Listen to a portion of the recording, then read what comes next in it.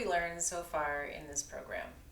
We've learned that the traditional way of selling your services, of being super flexible to accommodate the needs of your client, of quoting facts and figures about the benefits of your services, of explaining your background and qualifications in detail to a potential client, of defining the logical reasons why they should buy your service, and explaining at length that what you do simply do not work.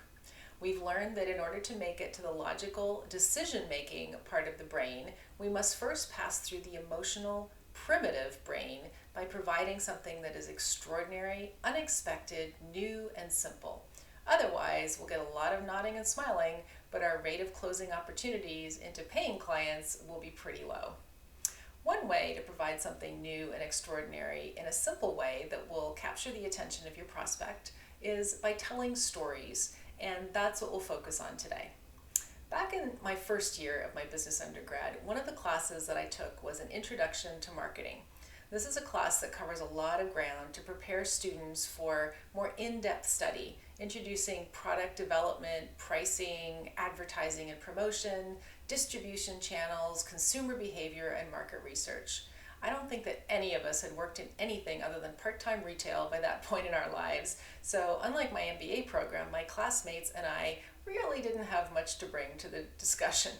The textbook was huge and had a lot of concepts that we had to understand and memorize. I remember that during each lecture, my professor would stand up and speak about the topic, and we would dutifully regurgitate answers to his questions directly from the textbook. And then, at some point during the lecture, he would sit on the corner of his desk and just talk. He'd been a product manager at Procter & Gamble before joining the academic community, and his stories were fascinating. He would tell us about market research experiments, both the successes and the failures. The failures were a lot more fun. He would talk about pricing and advertising channel placement decisions that they had to make, and of how a real successful company evolves its brand. Now, I may not have remembered everything in his lecture, but I sure remembered his stories. In order to sell your message, your prospect needs to be paying attention. How many times have you listened to someone speak and then realized that you were lost in your own head and have no clue what they just said? Until recently, cognitive scientists really didn't know what causes us to pay attention, but that is rapidly changing. They know that our survival instinct allows us to very quickly distill what is happening in our environment and reduce its complexity in order to evaluate a potential threat. That's the old croc brain at work. That part of our brain is attracted by movement, and if we're actively listening for something, we will filter out everything else as we seek that information. That's why the proofreader can skim a document and quickly find errors, and why, when we're contemplating buying a particular brand of car, we suddenly notice how many other people are driving it. Our brains are also naturally able to pay closer attention to more complex topics in the morning than later in the day. Something to consider when you schedule your meet and greets. Storytelling forces your brain to hold bits of information that it can use to respond when your turn in the conversation comes up. Now, for more on this, read What Brain Research Says About Paying Attention by Robert Sylvester and Ju-Yun Chu. In fact, learning triggers dopamine, just like drugs. Human beings are wired to learn. All of these factors contribute to our paying attention, and the more we pay attention, the more we learn and remember messages. My recommended reading, or listening because it's also on audible.com, for this week is the fabulous book Talk Like TED.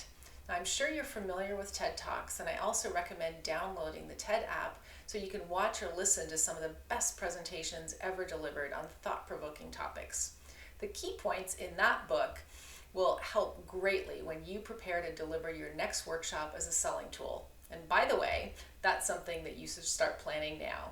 Webinars are a great way to get your message out and to demonstrate how effective it would be to work with you. Or even when you're preparing for a meet and greet or a networking event. So here's some tips on incorporating storytelling into your sales process. First, start with your passion. Now, author and presentation expert Carmen Gallo likes to ask the question, what makes your heart sing? What is truly at the root of what you do and why you do it? Some of the examples could include delivering happiness. I don't know if you've read the book by Zappos founder Nick Schwinnem, but that is absolutely a must read. Or in my case, empowering the growth of businesses who make a difference in the world. That's my personal mission. Now, your message will be more powerful if it revolves around a true passion. And second, think about anecdotes, personal insights, and stories that touch people's emotions. When explaining a concept or a service, use real life success stories as an example. If you've learned something from life, use it as a story. Thirdly, people need to see the big picture before the details. Back to the old croc brain. If you can set the stage with a relevant and engaging story, they'll be more likely to pay attention to your message. Fourth, when you're giving a talk at a workshop or on a webinar, try to incorporate props and demos. Now, a doctor who I know uses muscle testing during his workshops as it's interesting, unexpected, and can even be a little dramatic. When Seth Godin spoke at TED on the power of tribes, he used the analogy of smashing the light bulb at Jewish weddings to signify the moment of change. But he didn't just describe it. As he explained the concept, he held up a light bulb, put it into a red velvet bag, and smashed it with his foot. Fifth, remember the rule of threes. This is prevalent in many aspects of life, including design, religion, communications, and we tend to remember things in threes more easily. Think of the famous three-letter acronym company names like IBM and NCR. Now, I can tell you that during my years of working in corporate America, we made three-letter acronyms out of everything. There was CRM and TQM and BPR. And honestly, I think we overdid it as it ultimately became like another language that only we understood. But think about key messages like life, liberty, and the pursuit of happiness, or yes, we can from the Obama campaign. And remember the good advice from presentation guru Dale Carnegie. Tell them what you're going to tell them, and tell them what you told them. Now, clearly, we humans aren't very good at paying attention the first time. Great speakers will often repeat a memorable phrase to be emphasized. Think of, I have a dream. Divide your pitch into 3 areas or 3 reasons. Try choosing 3 adjectives and then find a supporting story for each. Next, incorporate humor if you can, but use it naturally as you would in conversation. Never ever tell a joke.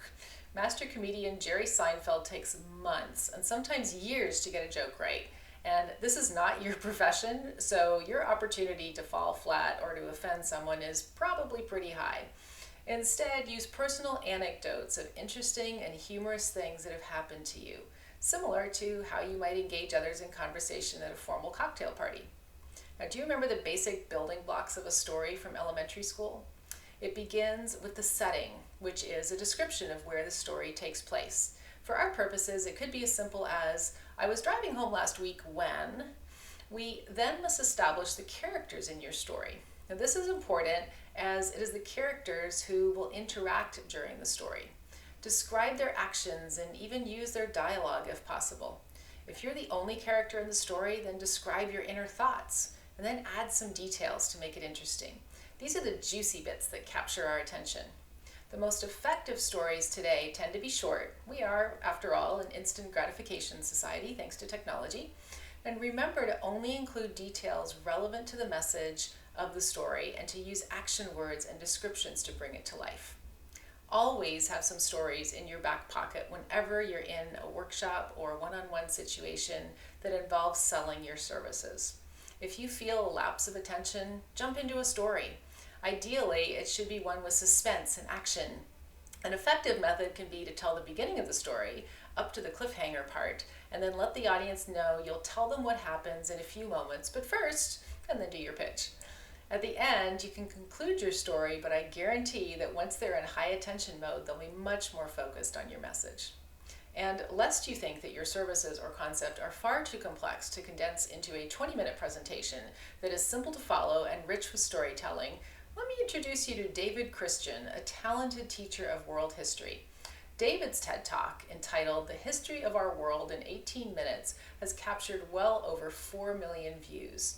If he can condense 13 billion years into 18 minutes, then whatever you have to explain cannot possibly take longer than that. The bottom line is this: stories help people to connect. Stories convey meaning that is otherwise complex, and stories help us to remember ideas more readily. Notice how I used the rule of threes just then? Now, let's apply what you've learned to your business or practice. Here's your homework, and again, you can download the companion guide as part of this module. First, think like a Twitter soundbite.